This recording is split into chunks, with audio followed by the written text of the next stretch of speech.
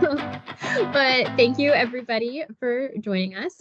So this is the last Friday job party. I'm with Agile. Ben is with SNI, but we are all under GEEIT. So I personally did about 2 years in recruiting. Before that, I did a stint in talent acquisition, but I've recently moved over to a marketing seat, which is why I'm going to be involved in all of these initiatives. But Ben is our through and through guru here. Do you want to kind of run through your experience high level for me? I'll speak to it. So I've been in the careers and resume space for quite a while now of mine. I served with careerbuilder.com for a very long time prior to even taking the seat as a recruiter. I was with CareerBuilder for about 5.5 years prior to taking on the desk of doing what I do these days. I've been a recruiter really across a broad number of industries dating back for the last decade or so. Put a lot of people to work over that span of time, which is a great joy of mine. I enjoy the seat that I get to have to help impact people's careers. But I also like doing things like this. I really like to be able to just kind of sit down with audiences of all sizes and scopes and backgrounds and such, and just kind of speak to my knowledge and speak to things that I know, things that I've seen along the way across the span of my career. My goal for this series, honestly, is just to create something that's both fun and engaging with Ciara and with our other teammates behind the scenes, Shauna and Sammy. But even beyond that, just giving out a lot of advice to help people truly make this their last Friday on the job search. So at the end of the day, that's hence the name as far as the meeting name is concerned. But it's just a passion of mine. Love the industry, love helping people, love using my influence in whatever way that I can to better someone.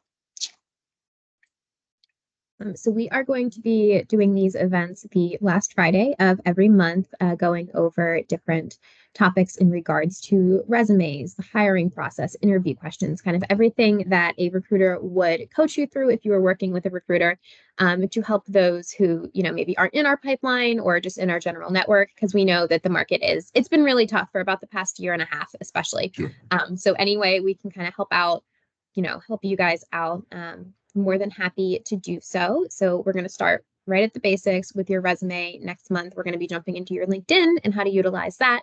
But with that being said, we want to start by looking at the resume landscape right now. So Ben, do you want to kind of kick us off? Why is your resume so important? Well, I always say this: the resume is your introduction, right? When you're speaking with potential employers, things of that nature, it's how you're introducing yourself. More often than not, the people that are seeing your name on paper, it'll be the first time seeing your name in their registry, for lack of a better phrase. So obviously, it's important to make a very strong first impression when it comes down to getting yourself engaged in the job market. I'm a firm believer that, and we'll go into some of this a little bit more detail as we go forward in the conversation here. But just as with any first impression, it's good to make a first impression and make a strong one. So having a well-crafted resume, having information on that resume that's going to be appealing to the individual on the other side while they're making decisions of who they want to entertain as prospects for whatever roles they have. It's a very important first step that you have a strong, well-crafted resume and that you're doing it the right way, for lack of a better phrase. And you said a resume, but I know you don't believe in just having one resume. Yeah. So we'll talk about that. We'll dive into that as far as a launching point for this. So I have a dual philosophy on resumes. I believe that first things first, you should always have a resume out in areas of where employers can see you, whether it be job boards, whether it be industry niche boards that cater to your specific industry. And if you don't know any industry niche boards that cater to whatever it is that you do, we can certainly link up after the call. Send me a message and I'll help you kind of identify niche sites that are more oriented toward your background and skill set. But having a publicly visible resume out there, a good, strong, stock foundational resume that can speak to your background, your experience, and who you are as an overall individual, I think it's very important to have that foundational document out there. I also believe in what I call an active resume.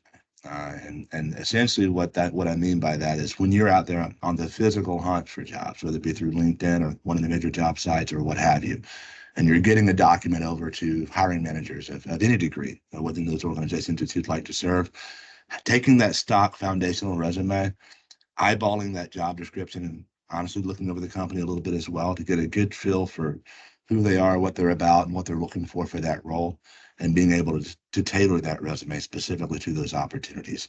I think is something that could be very critical and very helpful for you in your job search.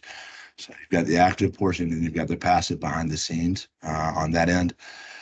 I, I'll let Ciara kind of guide me through some of her thoughts on this as well. But from my standpoint, it's always going to be about getting a good, strong foundational document that's going to speak directly to whatever that individual needs for their. Um, Anything else that you want to talk about on that topic before we go further in our discussions here, Ciara? I don't want to overspeak either. In addition to active and passive, and I know we want to talk a lot about tailoring your resume, having different versions of your resume for candidates with diverse skill sets. So I've been doing a lot of work recently. I was hiring for a software development manager. So I needed somebody with a architectural level of like coding, specifically C sharp, but they also needed project management skills.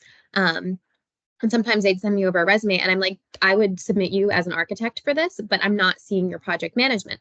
So if you have those dual skills, having different resumes that kind of lean more into one than into the other, and putting those, maybe you put your project management resume on LinkedIn and your more architectural one over on Dice, Yep. something like that. And again, it's not wrong to have like all of the skills listed, but even when you're not tailoring specifically to a job, tailoring to your skills, I like to give the example of I am a certified progressive ballet technique instructor, but you're not going to see that on my IT resume. The staffing industry is not going to care about that. And, if I apply for a studio, they're not going to care that I have an IT degree. So just kind of being aware of your audience. Um, but with that, kind of circling back to first impressions, I think it's so basic, but it gets overlooked so much that your resume, just spell check it, throw it into Chat Yeah. GPT, have that, spell check it, grammar check it for you. As a recruiter, if I'm looking at your resume and you're telling me you're an expert in a technology and it's not even spelled right, and I can't spell three-letter words, but you have tools to help you overcome that now. So really focusing on just making it really neat and tidy, spelling, grammar, punctuation, Sure. those sort I'll, of I'll things. expand. I'm so sorry No, I go cut you go off. for I it. apologize. I'll expand on that as well. And we'll talk. And I'll completely echo what you just said a moment ago. Spelling, grammar, again, how you're presenting yourself. That's a very simple tell on whether or not you're presenting yourself as an expert, right? If you're getting your words spelled incorrectly. Um, I also think clean, simple formats, unless you're a graphic designer or a web designer, are a must have. Now, obviously, if you're working in an artistic industry or field, maybe you get a little bit more license to play with it beyond other fields. But I'm a standard. Give me the 11 point Times New Roman. Give me the proper paragraph spacing and so on and so forth, and keep it clean and concise to the point. Right.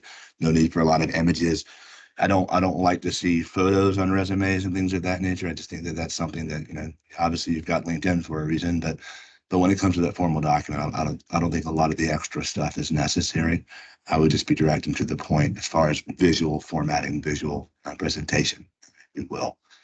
Thoughts on that, Ciara? I don't want to Yeah. overspeak you, obviously. No, my boyfriend's sister was just applying to jobs this morning, and I was looking at her resume, and it's beautiful. She made it in Canva, and I was like, "Can I have a version that is black and white in 12 Times New Roman?" Because if you're going into an interview in person and you want to give them one of these like beautifully crafted resumes, that's totally different than if you're applying online. And we'll dive into this a little more talking about ATS, but you have to think about where is this hiring manager going to be looking at this? It's going to be probably through a third source like a LinkedIn recruiter or a Workday, some kind of applicant tracking system. They might even be looking at it on their phone. And we've all had the experience of just like going on a website and it looks like it was built in 2005 because it doesn't translate well to the phone. So same idea there. I did see, I wanted to mention, and I can't remember the name of this person. It was one of my connections on LinkedIn. She just posted a little like resume. She's trying to get into like video game design, graphic design stuff. And it's a little like Stardew Valley looking thing where you're her and you walk like over to her bookshelf and it shows her education. And you walk over to this and it shows more about her. And that was amazing and so cool. And like, absolutely submit something like that. but have the black and white Times New Roman one there. With that, we don't need your profile picture. I tell everybody you're beautiful, but it's just going to give somebody grounds to discriminate, if they're, For whatever really reason, right? wanting, age, gender, whatever, just leave it off. And then with that, it is absolutely free to make a new email address. An email address that is, just your name is going to be best. Ben and I were just talking about some of the more interesting email addresses we've seen recently. But yeah, just, Ciara Nasuti at gmail.com. That's going to be your best bet there. But let's see. Anything else on that before we jump forward, Ben? Any more thoughts? I do want to just kind of Yeah. reinforce what she just mentioned about the email addresses, and we won't throw any of the creative ones that I've probably shared behind the curtain a little bit. But short version is email addresses are free. Um, have a professional email address. First name dot last name, first name dot last name one at gmail.com, or whatever domain you want to go with. But yeah, save the creative license ones for your family and friends, and have a separate email set aside, not just for your job search, but obviously when you're getting your resumes out there, just make sure you're presenting yourself again in a professional light on that end. So Oh, and I didn't even mention this before, but I will do it now. Um, your your jobs, try and make them as professional as you can. sure. I was talking to a candidate, and I can't remember the job title, but she worked at a medical marijuana dispensary, and her job title was like bud tender. And I was like, can we make this like sales associate? If you're applying somewhere, that's like a bank or something, trying to really make everything professional. And it's not lying, she was in a sales associate position, but some of the more unique job titles and niche details of the role, you could just put sales associate, work the register, customer service, all those sorts of things, and leave out some of the more fun details based on where you're applying. Um, but that kind of goes back to looking at who your audience is going to be. If I'm applying at a bank that is very, buttoned up and tight, I'm going to make sure my resume looks one way, as opposed to if I was applying to, a cool startup with the ping pong table and the beer keg in the break room, you could be a little more creative and a little more personable on.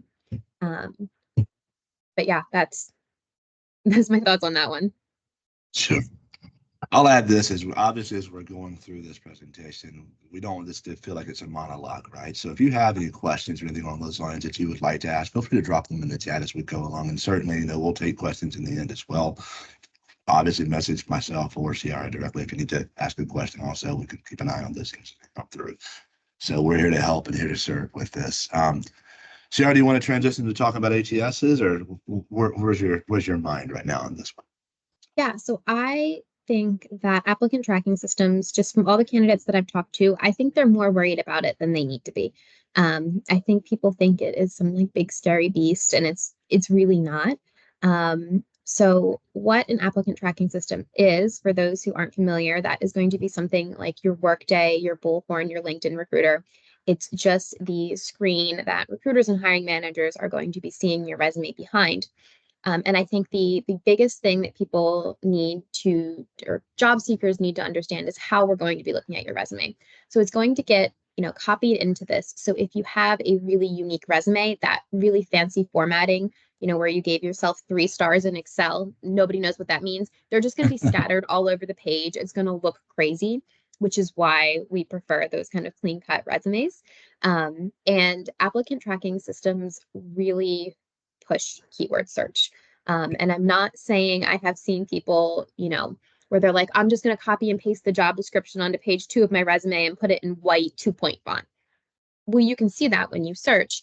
But when I'm, hiring for a role, especially if it's a remote popular role, and I get, 200 applicants over my lunch, I'm going to start filtering out by keywords. So if it's a Java developer and I search for Java, and, you don't have it on your resume, I'm not going to take the time to, continue to read through. So really making sure that those keywords from the job description, and your skills are really laid out clearly in there. I think the visual and the keywords are going to be the main push on this. But Ben, you had a background building ATSs, so why don't you give me your side of things? Sure. My background is probably more integration than actual designing from the ground floor up. But when I was at Career Builder years ago, I was basically part of their team that more or less helped them optimize the ATS that they were using at the time. This is back in the dark ages of the internet on some levels. It was in early mid 2000s. This was occurring, but yeah, I've been on the inside of those pools and portals, for lack of a better phrase, and looked at them from the corporate at the standpoint from a very early portion of my career. I'll echo a lot of what Ciara just said. I think that uh, the primary thing that, and we'll talk even more about this a little bit further in the conversation here, but the primary thing for me is the keyword piece. End of the day, if you're a Java developer, make sure you've got those portions in there. Applicant tracking system is really just a tool. I don't want people to feel like that they've got to game the system per se, but just make sure your resumes are crafted again for that keyword relevancy mindset and model. I can also echo what graphics do to resumes within those frameworks. It definitely does throw off the format and the functioning of the resume. In some cases, it can eliminate pages altogether. Yeah. So it would be a good reason to have that basic, again, the basic format to be dropped into there on that end. I In other downloaded words, a go ahead. resume the other week and it deleted all of the S's. Yeah, Like it'll do really crazy random things. Sorry, I it didn't can mean to do cut you some off funky there. stuff. That's a good tell and good story. Obviously, the seamless integration isn't always there, and there's 1,000 reasons for that. And usually has nothing to do with the job seeker. It's the relationship between the part A and part B of the actual physical and technical systems that are trying to speak to each other through the framework. Well, let's talk about then when you're building your resume, what do you want to see on a resume, Ben? Yeah. So obviously everything we've talked about already as far as keywords and clean formatting and so on and so forth. But as far as the actual content is concerned, I'm not alone in saying this. I'm sorry, I'm just thinking of the best wording to throw at you here. But from my standpoint, I think one of the biggest pitfalls that job seekers commonly fall for is they view resumes as just a series of bullet points of functionality within the work that they've done, whatever roles that they've had. Perform duties as assigned type bullet points are great and good, but that should go as being assumed, from a hiring manager's perspective. What I like to see is, obviously knowing the technologies, knowing the day-to-day job duties that you've had, but I also like seeing the impact that you've made within the framework of the role that you've served. Meaning that, if you've developed a technology or a way of using technology in your organization that saved your company X number of dollars, I would have that in there. If you've developed processes and systems that have had a real impact, not just from the bottom line as far as the monetary side, but within the organization, tell that story. Have those bullet points in there that show what you've done to kind of go above and beyond being the average person or the robot that you would think that the hiring manager would expect to serve that role. Separate yourself from that mindset, right? Um, I think that the more quantifiable achievement you have on your resume, and again, in a concise fashion, we don't want to read novels as we're reading these resumes as we go, but the more quantifiable impact that you can show, display, and then demonstrate in an interview, the more you're going to stand out. I'll speak to what she said a moment ago as well as far as job descriptions. When I say tailor your resume to a job description, I don't mean copy the job description, right? Or I don't mean copy off certain bullet points of that. Certainly put in your own words the experiences that you have that speak to those core aspects of that job description in a way that's going to make you stand out. But yeah, so we're not looking for the standard bullet points that you're just pulling from a job description that says, hey, I did this. Tell us how you did it. Tell us what impact you had with it. That sort of thing. Any Yeah, other thoughts there on this side? yeah, absolutely. I will echo that. I'm gonna go back to we don't want a novel, right? You want it to be pretty high level, but your resume should tell a story. It should Sure. show, and again, not all of our career paths are going to be linear, but I should see changes, I should see growth, I should see development in what you're doing, taking on new skills, making new accomplishments. But I also would like to know like what it is you do. If you're just like, I am a software engineer and I code in C#.net. Gee, you don't say. A lot of times when I get on screens, and I'm going to pick on software engineers again because I did a lot of work in that space. my first question is tell me what you do, and they give me the I code, and I'm like, no, no, no, like what is it? What are you building? What is your role? Like tell it to me like I'm your friend, explain it to me. um, and yes, it's most likely going to be a technical person looking at your resume, but are you developing, new applications? What are you doing? Are you building something? Are you modifying something existing? Are you on an implementation? Is this a cloud project? Like describe to me the work that you're doing. And with that, any system you've touched, go ahead, throw it on there, get those keywords back in there. Um, but I really like resumes that say I did X, Y, and Z to build this. Kind of going back to that STAR technique we use in interviews, right? What was the situation? What were you tasked with? What actions did you take? And what was the result? Give me the full story of the project concisely, and describe it to me that way, and then get those numbers and statistics in there. I was responsible for a $50 million budget. It created X dollars in revenue. I cut time by X percent. Those numbers are going to stand out. And it's really going to explain what you did because you're talking about your experience in this role, not just what a software engineer does. Yeah, absolutely. At the end of the day, again, we're not functional robots. We're doing things for a purpose, right? And so being able to tell not what technology you use, but what you did with it, I think is huge and key. And I'll tell you this too, and I'll also pick on software people. One thing that I see a lot in software developer resumes is they will have that technology skill set down. It'll be listed, and you can usually tell the ones that are, I don't want to say good, but ones that have been a little bit more impactful in their desk when they can describe what they've actually done with those technologies. I get a lot of resumes where it really does just read developed develop technologies using JavaScript. Okay, well that's fantastic. But again, having that statement of what you built, what role it served, and being able to talk to that, not just on your resume, but taking it from your resume and tell a full story in interviews, is going to be what will set you apart. But that's neither here nor there. It's easy to pick on software developers, I think, but They, certainly there are others out there that can be picked apart, including And going recruiters. into that, it's also going to give a voice to your resume. So if you think back to like when you were in high school and you were writing essays and your lit instructor talked about your voice, I feel like really well-crafted resumes, I get a feel for who the person is, and I almost like know what to expect when I get on the phone with them by the tone of the resume. Yes, it should be professional, but you can get a feel for a person through their writing style. Um, you know, and that I think is only going to help you out. It's going to make you feel like I'm reading something that is a real person as Sure. opposed to applicant number 95. Absolutely. Echoing that. Um, Again, going back to the purpose of a resume in general, you're making an introduction. You're introducing yourself, right? And so having that active voice, being able to, within the framework of 3 pages of a document, describe who you are and what you've done in your career, uh, can make a difference when it comes to working with a hiring manager on the other side. So yeah, absolutely. And not to get too off topic here, but I wanted to mention it's kind of a sidebar. When you're crafting your resume, a lot of hiring managers, especially now, are going to be looking for longevity.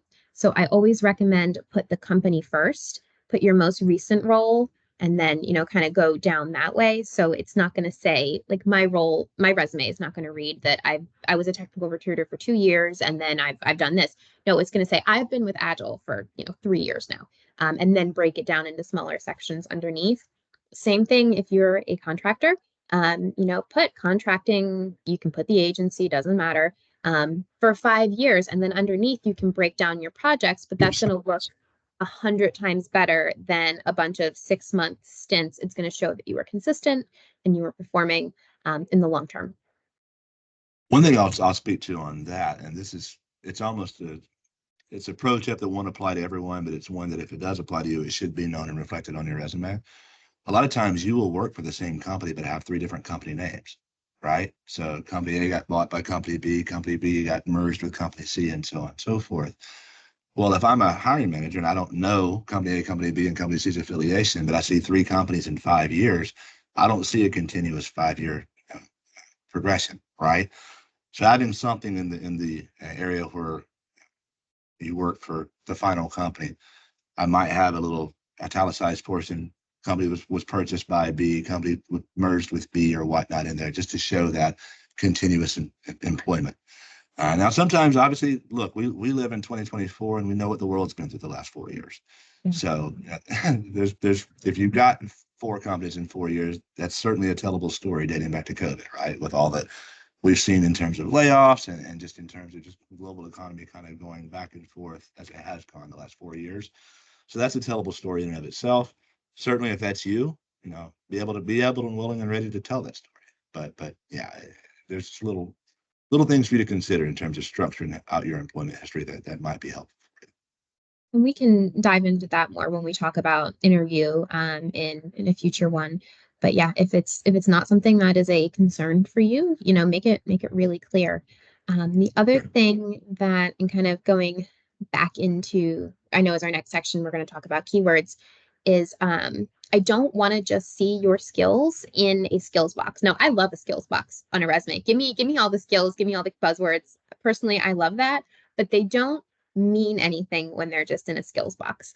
And tell your story. Show me how you use those skills. I want bullet points on coded X using Y language in Z platform.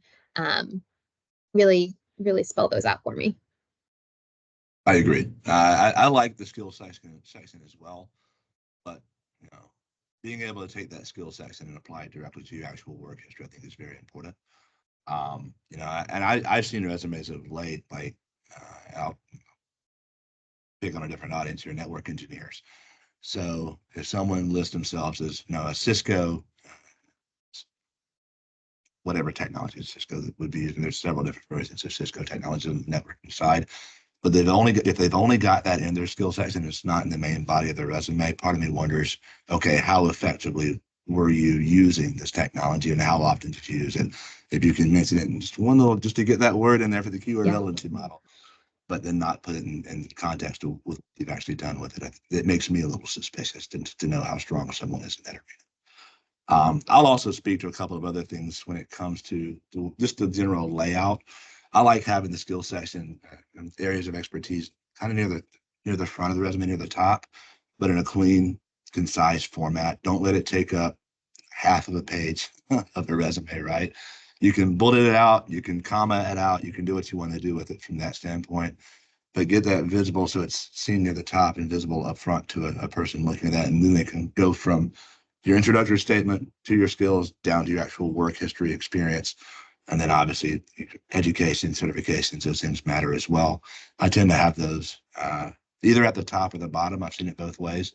For me, it doesn't really make a difference on the educational certificational piece, just so long as it's on there in a nice area of the resume. That's my bias, for lack of a better phrase. I think if depending on like how important the education and the certifications are to the role, like if you, well, Ben, let me ask, what's your opinion on the alphabet after your name? Do you want to see at the top of the resume just my name, or do you want to see comma MBA after there? Um, I like seeing credentials. If it's an MBA, if it's a PhD or what have you within those frameworks, or getting into other areas of technology, CISSP and CEH and all of that. I like seeing credentials. Uh, I would almost say for certain types of roles. Yeah. So does that make sense? Hmm. Okay. So if an MBA might not be as relevant to what you're doing, or what you're applying to, maybe it won't carry as much weight there. If a CISSP certification and you're going for a high level cybersecurity job, yeah, I don't mind seeing that there, right? So it really just kind of depends on the nature of what you're actually applying for and going for, in my opinion. But I'll yield the floor. What are your thoughts? I think it's dependent on the role. And I think sometimes certifications are almost more important than education if it's what a I agree hiring with you. manager is looking for. Yeah. Something I've done a lot is I will, on the resume, right, we have the name, in the larger font, and then underneath it in a smaller font. So it's still there, it's at the top, you can see it. I'll put safe slash scrum slash, X, Y, and Z, especially if this is a candidate who has a laundry list of certifications and they're going to end up on page 2 or 3. I Yeah. want that to be clear right from the front that, yep, we have it. We'll circle back to it. But it doesn't need to take up the first half of your resume. I'll speak to this with a little bit of a personal context. So I'm obviously a recruiter. My background is in education. I have a master's in teaching. I have a secondary English education master's degree, to be very specific. So it probably wouldn't make as much sense for me to have that prominently displayed in my resume. My education, of course, got my resume up to the side of me right now. My education piece is listed at the bottom of mine. So as I did get a degree, I got 2 degrees. They were very expensive. Um, but like many people, I changed career paths over the course of my time. So I try to have things that are more relevant to what I'm actually doing now in more prominently visible spaces. So Yeah, we do tend to coach people that no matter what else you have going on, I would like to see your most recent relevant role on the first page of the resume. Because if it is a hot job and there are 200 applicants, realistically, a hiring manager is not going to search for page 3 to get to what they're looking for. You want that kind of right in front of them to draw them in. one last thing that I'll tell you that I see that I like on resumes. Mm-hmm. Going back to my example a moment ago, being a former teacher and other former skill sets prior to getting into my recruiting career in my 30s. Obviously, focus your resume on the things that are, like you said a moment ago, that are relevant to your more recent experience. And it's okay to have basically a functional resume that describes in my case, all of my history in recruitment, and then have, previous employers, employer A, inside sales representative, employer B, marketing coordinator, employer C, teacher, or whatever that is, Yeah. right? It's okay to have that without having to spell out a lot of that history, because again, hiring managers aren't really necessarily going for your story in those areas anyway, more often than not. They're looking to see what you can do for them, but it does tell the story of progression and industry change and things that you've experienced prior to becoming what you are. So, No, I love that. And especially I've seen this a lot with people who maybe didn't go to college and have gotten into IT a little bit later and they did a code camp or whatnot. I'm not going to take all of your previous years of experience off your resume because they are relevant. I will section it into relevant experience, list that out. And then underneath, I put additional experience. And that was, manager at Best Buy, bartender at, XYZ, Starbucks barista, because you do learn a lot of skills in these roles that are transferable, customer service, time management, all those sorts of things. But I don't need a recipe book on how to make a Frappuccino, just that you were there. sure. Yeah. Great points. All right. So the next section, and I know we kind of touched on it a little bit, is the keywords. So why don't you start us off, Ben? I know we touched on it a bit, but what are your thoughts? I'll speak broadly. Most any tool that I know of online that utilizes resumes for hiring managers, needs operate off what we call a keyword relevancy model. So again, having those necessary keywords within the framework of whatever it is that you do is going to give you more visibility, for lack of a better phrase, or make you visible in areas where you otherwise might be invisible. So I am a firm believer that getting those words and those into your experiences over the course of your resume is a very valuable thing for you to do on your end. From a standpoint of seamlessly getting them integrated into a resume, ultimately, I think at the end of the day is you also don't want to play the heavy pepper game, if you know what I mean. I don't think there's a need for you to put that keyword in every bullet point that you have. Sales, inside sales management. I think at some point you can tell a story without being redundant.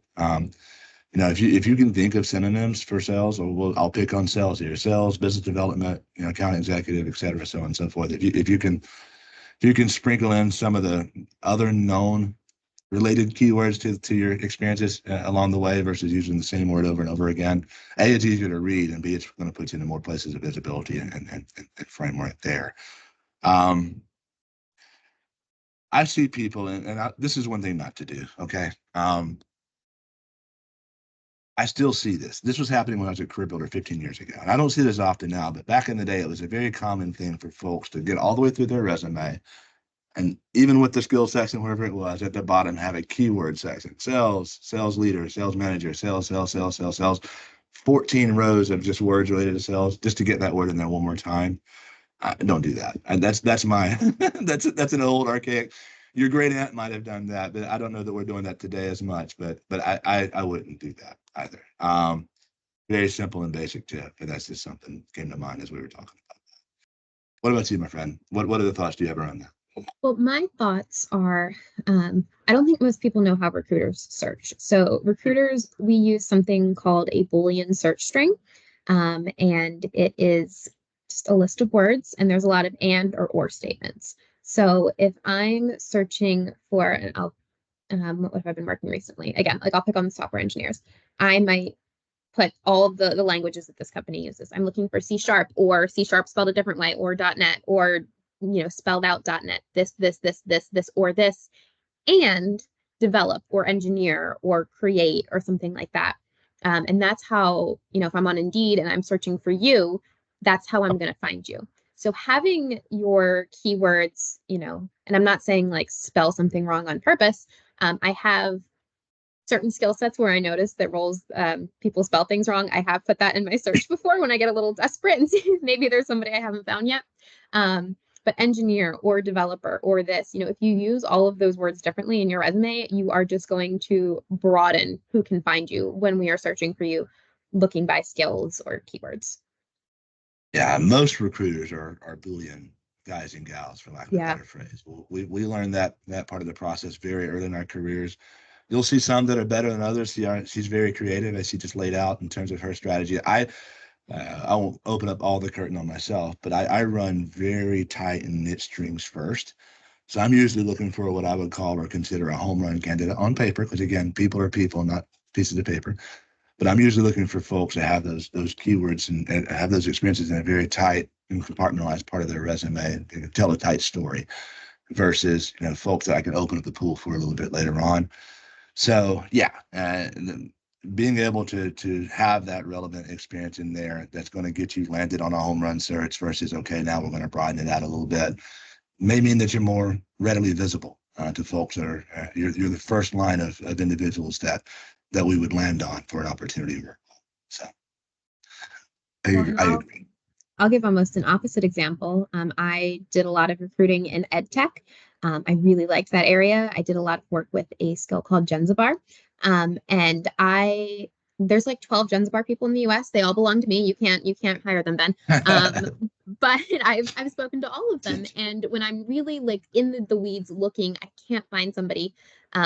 I'll start calling people who don't have it on their resume that I think used it based on other things on their resume. And I get them on the phone and I'm like, well, why isn't it on your resume? Like this is what you do, right? You are a Genzabar, but they call it something else and they don't have the name of the main technology on there anyway.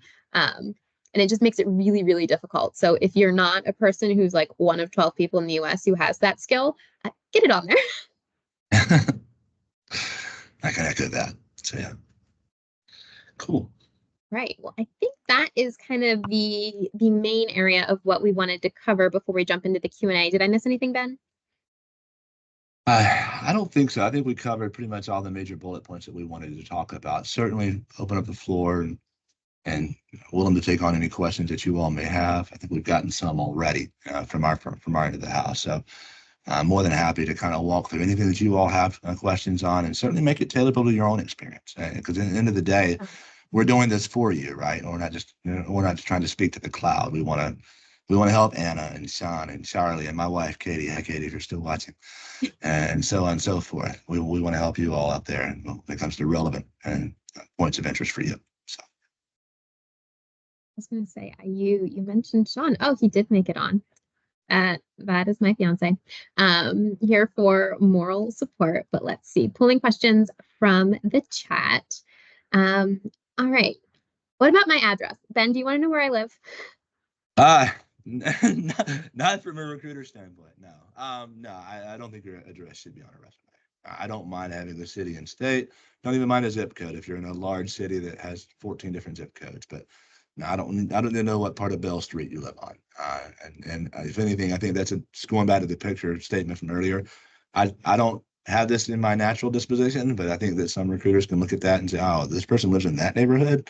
We don't want that, right? So just give us your city, give us your state. If you want to get real granular, give us your zip code, but don't go further into the zip code. Yeah. Agreed? Yeah, mine says Greater Tampa Bay area, I think. which I think if you're getting, really granular and a recruiter's looking at that and they might say, well, Ciara lives in Pinellas County, as, maybe she wouldn't want to drive here, even though I would. And they're going to make assumptions based on your commute and your travel, especially hiring managers. They've told me, I think this person lives too far. And I'm like, well, they told me they drove, 2 hours at their last job, and this is only 45 minutes. So they don't know exactly what you're looking for. So have the general area, tell me where in the country you are, Atlanta. Perfect. That's all I need to know. A zip code is great because some of the ATSs do like zip codes. And otherwise, I just search and pick one for you to put with your resume. But yes, just that is perfect. Let's see what else we have in the chat. Other personal information. What about hobbies, my interests? Does that go on my resume? I like that with my friends. I don't necessarily need that from a resume standpoint. Now, granted, if we become friends, I'll share some of your hobbies maybe down the line. But no, I think it's a good thought from a candidate perspective in their mind. I want to show you that I'm a real human and so on and so forth. And I get that. You can show that during the interview process, especially as you're getting into in-depth conversations with people. But I wouldn't have it on my resume. Yeah, I think it detracts from the message you're trying to give. And I do personally coach candidates to give a few high-level details in the interview to kind of personify themselves or humanize themselves. But I won't name the candidate, but I had a candidate and he had a whole section on his resume about how he performed at Renaissance festivals. And I loved that. Like that sounds like so much fun, but we're here to talk about whether or not you can code. Yeah. So I'm like, I think we need to remove this because it's not relevant to the plot. The one caveat that I'll make a potentially small exception for, and this isn't necessarily in the hobbies realm, but it could fall in that range, is types of organizations that you serve or volunteer for, Yeah. things of that nature. So I'll tell the story. I'm on the global board for Autism Speaks, which is a global nonprofit for autism. I've got a beautiful little 6-year-old boy who is autistic. This is the beginning of my story, and as far as serving with these guys, but I have that very prominently displayed on my LinkedIn, and I don't have it on my resume here, but I can drop that in there. I think pretty tellable story on that front as to why I could do that.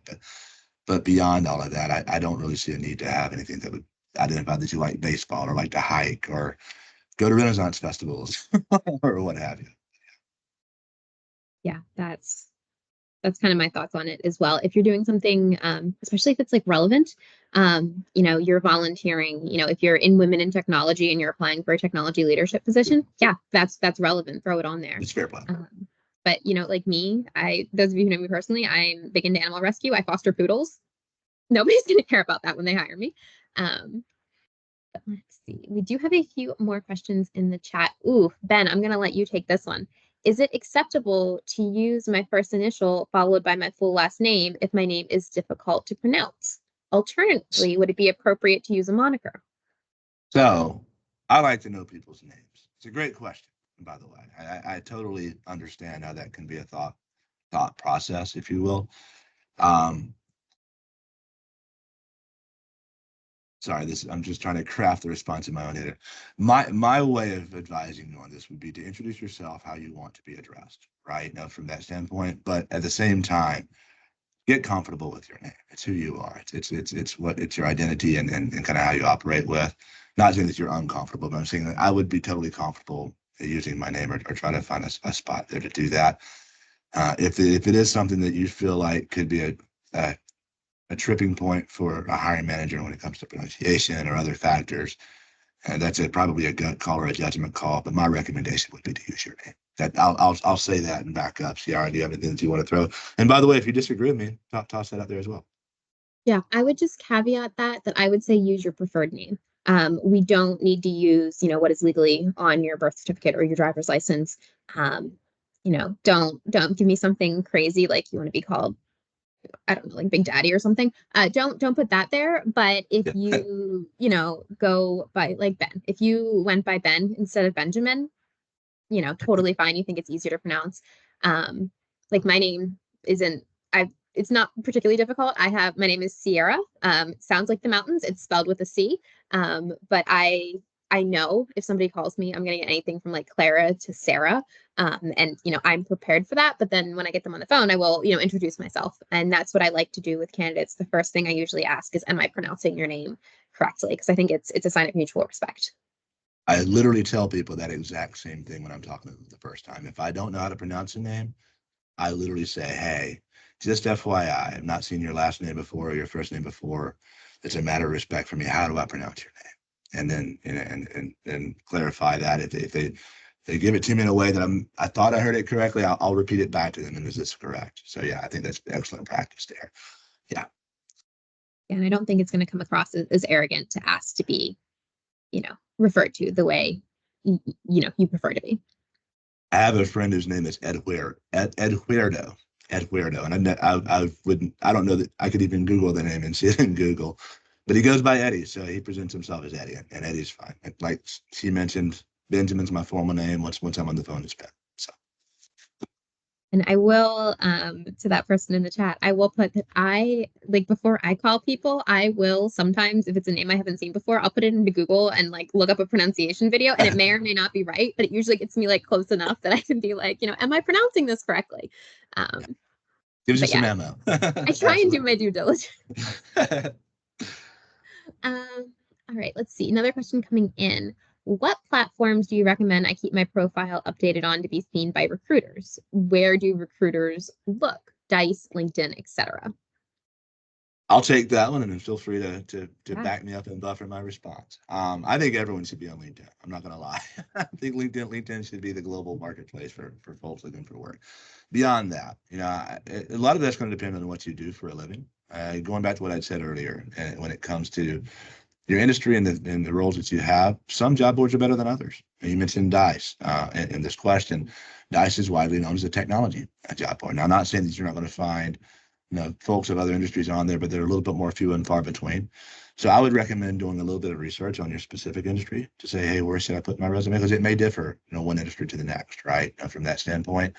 I think any role that you have like a professional seat, a professional capacity, having a LinkedIn profile is gold in our society. It's just LinkedIn is the new marketplace for where people go to be seen, whether they want to be in the job market or not. It's a great professional networking site. There's a lot of other things you can do on there besides job search. I think building a strong network is very impactful to one's career, whether you're actively in a search or don't even want to leave your job right now. And it doesn't matter if you're a recruiter or a salesperson or a network engineer or an accountant or whatever. LinkedIn is a great resource for a lot of reasons. To get back to my friend here, what do you think? I think as recruiters, we live, breathe, and die on LinkedIn. It is like probably my most used. I was just saying last night that I manage social media, and somebody was like, "What platforms?" And I'm like, "LinkedIn." That that is social media. I think that is probably the best bet. Growing your network on there, reach out to a bunch of recruiters. They will always add you. You connect with myself and Ben, and you're probably at like 20,000 second degree connections right there. So you're really going to grow your network that way. Other than that, again, kind of tailor it. I would say when I'm recruiting, Indeed and LinkedIn are my main two. Like Career Builder, Monster. Do you recruit there? I've not been a big fan of them. I worked for Career Builder for over 5 years. Oh, I worked right. for hold on. I'm gonna go somewhere with this. When I was at Career Builder, I think it was the best website out there. I left in 2012, early 2012, and this is just one man talking. Career Builder wouldn't be in my top five now when it comes to like my resources. Now, granted, I'm a pretty niche recruiter. Most of my stuff is fairly core within 4 or 5 areas of IT. And not saying that I don't recruit other things, but that's really kind of the bulk of my business, for lack of a better phrase. So maybe my folks just aren't showing up on Career Builder like they used to. Maybe Career Builder is good for other things, but I agree. LinkedIn would be my number one. I like Dice. I like Indeed. Uh, yeah, so that would probably be my top three. ZipRecruiter, I think, is a good website for folks to put themselves out there. Not every recruiting firm uses ZipRecruiter, but a lot of them do. I've used it for most of my career. From a recruiter's functionality perspective, I like it. But yeah, that would be the big five if you threw Career Builder on the back end of that. And again, there's a lot of industry job boards out there specific to what you do. So taking 10, 15 minutes just to research using Google, that would be helpful. Yeah, throw your passive resume on there. But yeah, I mean, we're both probably a little biased, but Very we are advisable. LinkedIn over here. Okay, I like this one. What are your thoughts that star/car format of accomplishments is revealing too much up front instead recommending withholding the how to drive? Um, so I think, the idea of like saving something for the interview. Um, Probably have a dual thought there. I could go either direction with that. Okay. And what I mean, I I think a lot of it's just going to be really dependent on how the conversation's unfolding, right? From some standpoint. Um, it's your thoughts on that first, and I'll come back to mine. I want to really process my head on this. I coach star. I'm not familiar with car, but I'm assuming it's a similar mindset. I would say you don't have to give all of the details on exactly like what was done. I don't need that I stayed up till 4 a.m. and this idea came to me in the shower, but I want to know what you did. Because this is the way to get your foot in the door. So tell me, what was the problem, what actions you individually took, and what was the result to the company. So, And then when we get into the interview, I can give you more details. We can talk technical, coding challenges, whatnot. But I want to know about that as a hiring manager, because I want to see that you have those problem solving skills. That's what's going to pique my interest. that you've exhibited and demonstrated that within the framework Hmm. of what you've done. Absolutely. And that's really kind of the back end of that. I totally understand the mindset of giving away too much too up front on that end. Was it just as easily as you can talk yourself into a conversation, you may talk yourself out of one, right? in some of those things. So I get the mindset there, but I like to know, going back to just what STAR stands for. I don't deal as much on the car side myself, but I like to know what you did with what was at your disposal and what the results were. Yeah. Context, action, result. Yeah, I love that. Star is situation, task, action, result. But yeah, I wouldn't give the I've not used the results. car model before on my end, Bart. I think I'm so sorry. I may have a little bit of a delay on my side, so if I interrupted, I apologize, Ciara. I've not used that one as much in my world. So, Yeah, but no, I say give it, um, because it's only going to benefit you, I think.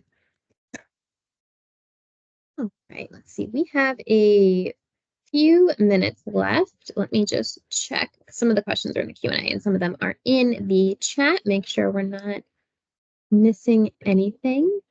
Um, oh, references. Should we put them directly on your resume? Ask for them upon request?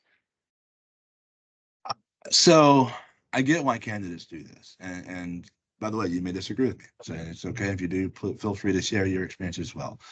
I don't necessarily want to know the names and numbers of the people that are going to refer you right up front. For one, I almost think and I know that to get there, you've probably gotten their permission and so on and so forth. So I get all of that, but it almost does them a disservice. They could get bombarded with calls before the hiring manager even talks to you, right? From that standpoint, if you want to have the little references available upon request, that's good. Yeah, on that side, I would assume that if you're putting yourself out there for work, that you've got people that can vouch for what you're doing. That's my kind of broad scale response to that. Um, I'll yield to you. What are your thoughts? Yeah, I don't think you need them on your resume either. If anything, have them on your LinkedIn. That's great. Going back to LinkedIn because that is our favorite. There is a whole like reference and review section on LinkedIn. You can have people put things for you there. But yeah, I'm going to assume that you have somebody who can speak to your work. And I'm probably just going to, use their information for business development if I have it. Sure. Because, and I don't want my references, getting called by 10,000 people who found my resume online, even though I'm not actively job searching. So, being respectful to those people as well. Yeah, I think that's the main thing. And again, I know 95% of the time, the references that are on a piece of paper have given that person the permission to be there. It's really more of a respect thing. I would rather protect those for the conversation. Yeah. And let's see, one other one I wanted to grab was gaps in employment. How do you like to see those on a resume?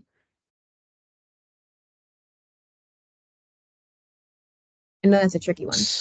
It's not. To me, it's not. I'm just trying to think of the way to word it. I look. Again, I'm going to tell two stories here. One, we know the economy as it has been the last 5 years. I almost anticipate seeing gaps at times when it comes, especially when it comes to certain skill sets and demographics of what we're going for the role, et cetera. Right. That's a tellable story in the post-COVID era, for lack of a better phrase. I wouldn't mind seeing a little explanation, laid off due to a global rift, if you get a job in March and started a new job in June. I think that's a tellable outcome there. Or, took care of an ailing family member or whatever the reason is in there. The only thing that I would tell you from a resume standpoint, especially if you get into a conversation, is be able to clearly articulate that, right? It's once especially if you take that resume to an actual conversation, to an interview, you've got to be able to tell the story. And I think that that's something that can be impactful for you. I see people do different things to try to dodge gaps. The most common one for me, and she may agree with me and may tell another story here. What I don't necessarily like to see is so we're April 26th right now. If I see a resume that shows someone working to present, but then I found out they were let go or left a role in January, that raises a little bit of a flag on that side. Because to me, if you're 3 months past the end date of your employment, um, you've got to be able to explain why the resume wasn't updated before it landed in that hiring manager's hands, right? And then you have to tell a story that otherwise you may have already told up front. I understand why people do that. Was it in their mind? It's going to get them into more conversations, and it very well may. But it's also going to put you a foot back from where you could start from the normal starting line if you didn't do that, right? That's just my general advice and take there. I will yield the floor to my friend. I say if it's small, like I wouldn't even bother. Like if so for me, I left my last role like the last day of November I left and I started Agile in January. I gave myself December off for Christmas. Like I'm not even Sure. going to address that in my resume. I took Christmas break. Yeah. But if you're taking, a couple years off, I put a bullet point, personal development, went back to Employment school, break. Yeah. something like that, just very high level, so that the manager has something because I wouldn't want to go into an interview and like feel like I'm gonna get bombarded. Like if they have that information, I feel like they're probably not gonna care. They're gonna be like, oh, she already explained it, as opposed to, well, tell me why, looking here, just have it up front and be transparent there. I agree. I'll say this. I've been impacted in my life twice by global layoffs. I had there was nothing I could have done to stay within the organization. I was a number and a name at that point. The most recent one happened prior to me coming back to SNI. This was actually my second. I started my career here, had a couple roles in between, took a global management consulting role, and then got impacted by a layoff in October. Um, I very prominently have laid off due to global reduction in force. My company was one that was well known to have gone through a pretty major riff on that end. I was the newest person in my division in North America. I was also in the second highest salary band. I can tell that story very well. It wouldn't have mattered what I would have done. So that's a story that can be told simply and easily. So having, again, if you just have on that line there, laid off due to global reduction in force or whatever that reason may be, it at least leads you into being able to tell that story in a seamless and efficient way. Yeah, I just saw a post recently. Somebody was in an interview and apparently the hiring manager was like, well, I see that you were laid off in March of 2020. Can you tell me what happened there? It's like, yeah, Oh I'll tell you no. what happened there. I think especially regarding the pandemic and things, I think most hiring managers, because we all went through it together, are going to be aware that there's a lot of uncertainty and shifting and things going on there. So anything COVID related, I mean, I wouldn't worry about on your resume. I have bumped into that more times than I would like to admit from hiring managers, though. Like, hey, sorry you laid off in March or April of 2020 and you're out of work for 4 months. What happened? Well, were you were you Funny were you story. on Earth when this happened? like, so yeah, neither here nor there. All right. Well, it is 1 o'clock. We used up all of our time, which I am super surprised by. But I appreciate everybody joining us. Next month, we are going to be last Friday, same time, last Friday of May, we are going to be diving into my and Ben's pastime of LinkedIn, talking about how to use your profile to help you in the job search. If you haven't already, please connect with me, connect with Ben on LinkedIn. Like I said, between the two of us, it's going to be like 20,000 connections for you. Really help you with your job search. We appreciate you joining in, and hopefully this will be your last Friday the job search. Thanks, guys. Feel free to connect anytime. Here to help you out any way we can. I really appreciated the session. Really appreciated your audience, and wish you all the best.